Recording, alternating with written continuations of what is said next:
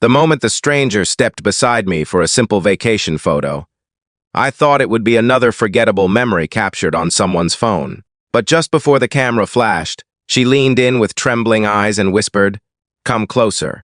I had never seen fear and hope exist in the same expression until that heartbeat. I didn't know that one photograph would pull me into a story that would change two families forever. Before we continue, if you believe kindness can appear when we least expect it, and that hope, forgiveness, compassion, and second chances still exist in this world, please take a moment to like this video, share it with someone who needs encouragement, leave a comment, and subscribe to the channel. Your support helps stories like this reach people who may need a little light today. My name is Nathan, and that summer afternoon in Santa Monica, California, I had traveled alone after months of working endless hours as an architect in Chicago.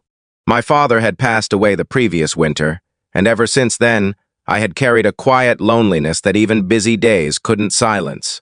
I walked along the crowded boardwalk, watching families laugh, musicians perform, and children chase the waves. Everyone seemed connected to someone, except me. When a cheerful tourist named Grace accidentally asked if I could join her group because they needed one more person to balance the picture, I smiled politely and agreed. Standing beside complete strangers felt awkward, but it was only for a few seconds.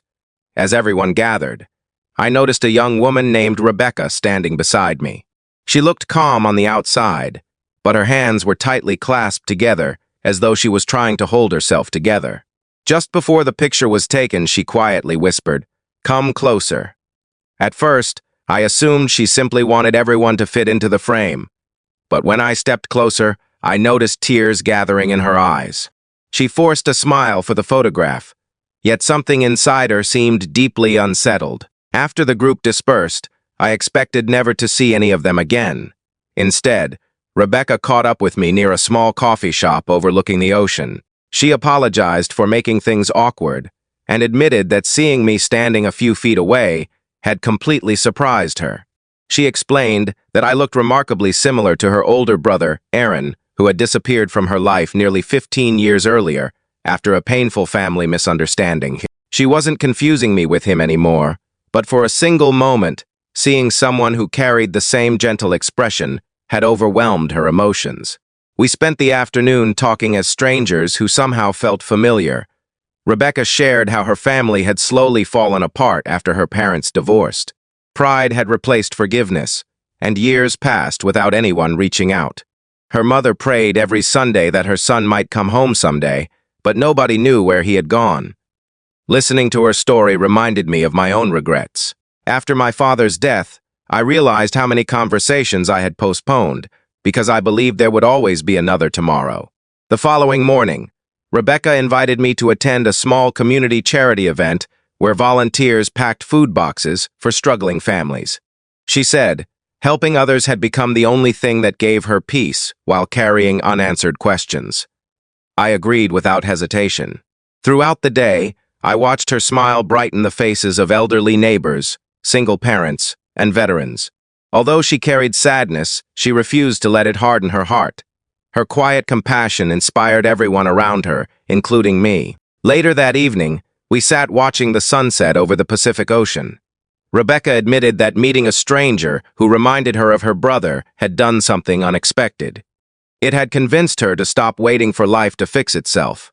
Instead of hoping Aaron would somehow appear, she decided she would begin searching again, with forgiveness instead of anger. Her courage challenged me as well. I booked an earlier flight home, determined to reconnect with relatives I had slowly drifted away from over the years. Months passed before another surprise arrived. One afternoon, I received a handwritten letter from Rebecca. Inside was the group photograph from Santa Monica. On the back, she had written that shortly after returning home, she finally located Aaron through an old family friend. Their reunion wasn't perfect or dramatic. There were tears, awkward silences, long walks, and honest conversations. But little by little, broken relationships began to heal. She thanked me for taking one small step closer during that photograph, because, in her words, sometimes the smallest movement gives someone the courage to take the biggest step of their life. Her letter stayed on my desk for years because it reminded me that we rarely understand why certain people cross our paths. A chance encounter, a shared smile, or a simple act of patience can become the beginning of someone else's healing. I eventually rebuilt relationships within my own family as well, discovering that forgiveness often begins long before the other person is ready. It begins the moment we decide not to let yesterday control tomorrow. Before this story comes to an end, I'd love to hear from you. Please leave a comment and tell us about a moment when an unexpected stranger changed your life or restored your faith in people. Your story may encourage someone reading the comments today. And if this story touched your heart, please consider liking the video, sharing it with someone you care about, and subscribing for more inspiring stories of hope, faith, compassion, and second chances. Sometimes, all it takes is one unexpected moment, one whispered invitation to come closer, and one act of kindness to remind us that the people meant to change our lives often begin as complete strangers.